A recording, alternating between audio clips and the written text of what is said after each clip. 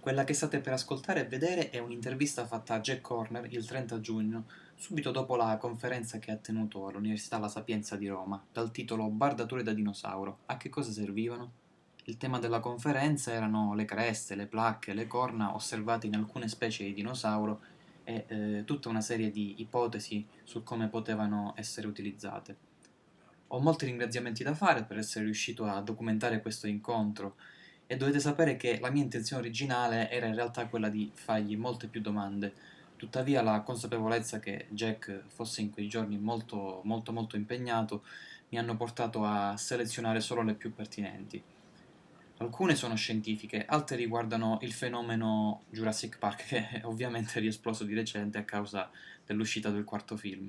A proposito, spero che Jack non abbia bisogno di presentazioni, ma qualora non doveste conoscerlo, sappiate che, oltre ad essere uno dei paleontologi più importanti dell'ultimo mezzo secolo, autore di ricerche interessanti e molto dibattute, lui è stato il consulente scientifico dei 4 film della saga di Jurassic Park, nonché parziale fonte di ispirazione per il personaggio di Grant nel romanzo di Michael Crichton.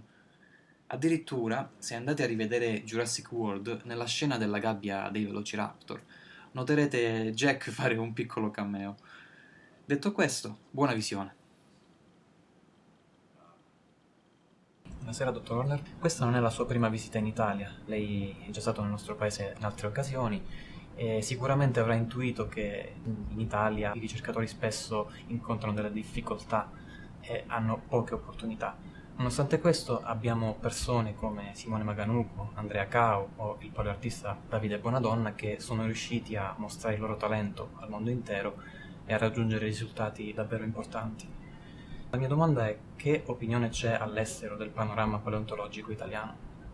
Well, first off, I think, and I keep saying it, and I'll say it over and over, Italy is the center of dinosaur research in the world.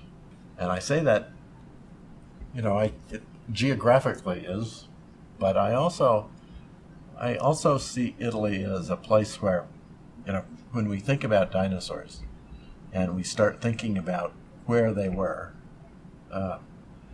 basically all around Italy. And the research that can be done here and the research that is being done here is first class. I mean, it is basically the tools that paleontologists are using here are the same tools and not only the same tools that we're using elsewhere in the world, but many of the paleontologists here are actually pushing the envelope and looking at using technologies that have not been used very much in vertebrate paleontology. A lot more morphometric mapping, such as footprint sites and so forth. I think Italy is on the verge of leading paleontology in the world. Lei è ricordato spesso per i suoi studi condotti su Maiasaura e su nidi appartenuti a questo dinosauro. All'epoca la loro scoperta ribaltò l'immagine popolare del dinosauro, ovvero quella di una lucertola fredda, spietata, disinteressata in toto alla cura della prole.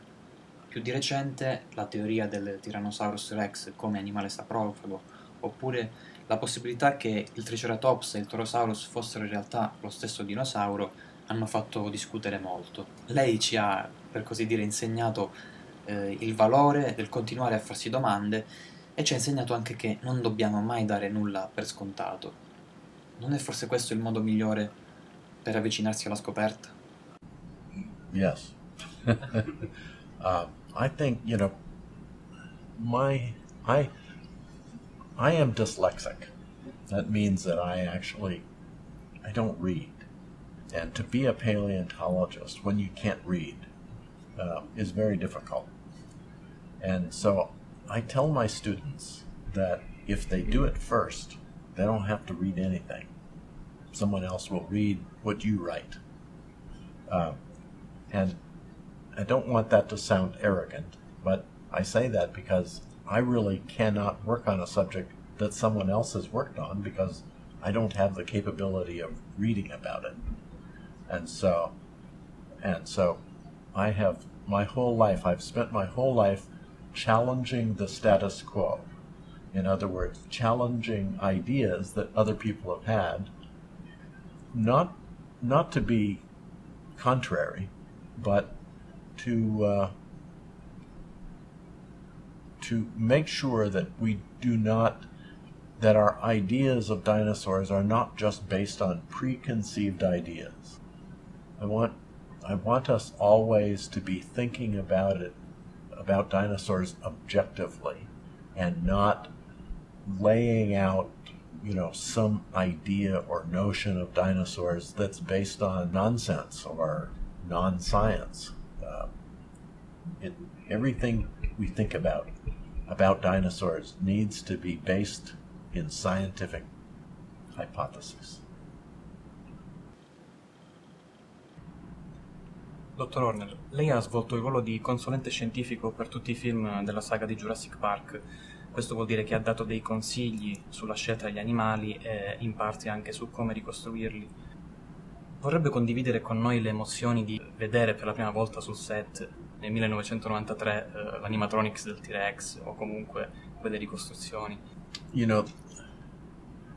Working on Jurassic Park as a technical advisor was really a pleasure because, the Stan Winston studio was able to make dinosaurs look real. The animatronics were just incredible. The Tyrannosaurus Rex in the first movie, when the puppeteers were actually operating it, I was standing there and I felt like I was in the presence of a dinosaur. Everything about it could twitch, it could move its skin, it looked like it was going to eat me, and it was then that I really got the idea that it was actually then that I thought about we really should try to bring a dinosaur back, and that sort of initiated the whole notion of building a dinosaur. The people involved in the animatronics and the people involved in ILM were always working to make the dinosaurs as accurate as possible. It was Steven Spielberg who kept changing them back to being scary looking. I mean, the artists wanted to make them accurate, and Steven wanted to make them scary. And it was Steven's movie, so scary turned out to be what we got. But in the process of making scary dinosaurs, all of the detail is accurate. And it was accurate in Jurassic Park 1, and in Jurassic Park 2 we tweaked a few things and changed a few things because we learned something.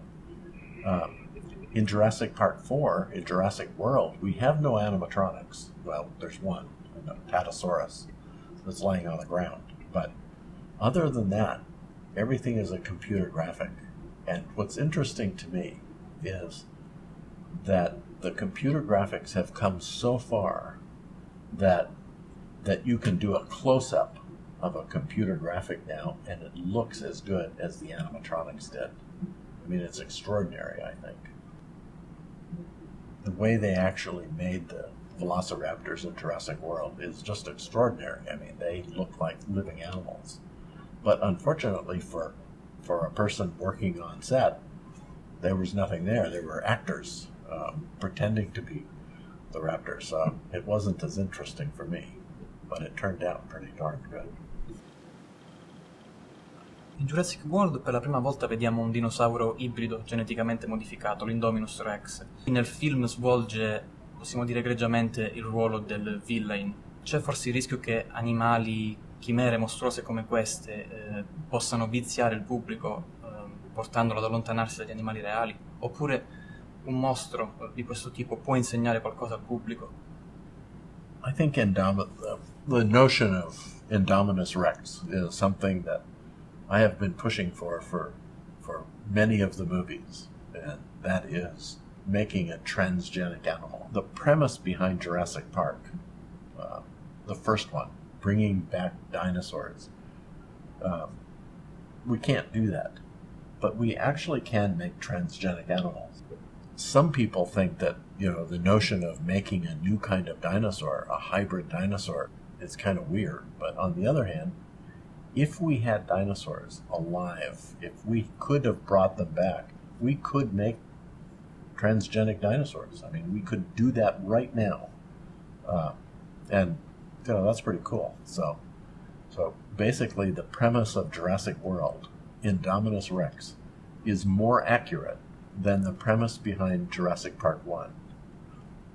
And I think that's good for education. That's good for the movies. And it's a great way to get people thinking about just exactly what genetic engineering is, and see both sides of it. See the side that might be bad, and see the side that might be good. I mean, not only could we make something like an Indominus Rex, but we could probably also make unicorns. Dottor Horner, spostiamoci sulla paleoarte. Vorrei chiederle se lei ha un paleoartista preferito o se ce n'è uno con il quale ha avuto modo di lavorare in maniera particolarmente sinergica. Inoltre vorrei sapere anche se le è capitato mai di illustrare o disegnare personalmente qualcosa all'interno delle sue pubblicazioni. I am not an artist, but I have made line drawings in some of my books. I would say, when it comes to paleo artists, there are some that are very good in the detail of the animals, and others that are very good in the detail of the environment. So I don't really have a favorite artist. It depends on what I'm interested in. Back in the days when I was writing children's books, I worked with Doug Henderson, who is excellent with environments. But as far as, sort of the new look of dinosaurs, I've been working with John Sibbick in England. And I've worked with John Gurchie. I've worked with many different artists. But again, I think they are all good, but they have different styles, and therefore I would put them in different categories and not say that one was better than the other. Dottor Horner, per concludere vorrei chiederle di immaginarsi al mio posto e vorrei sapere che cosa chiederebbe lei a Jack Horner. Oh my goodness. I have no idea.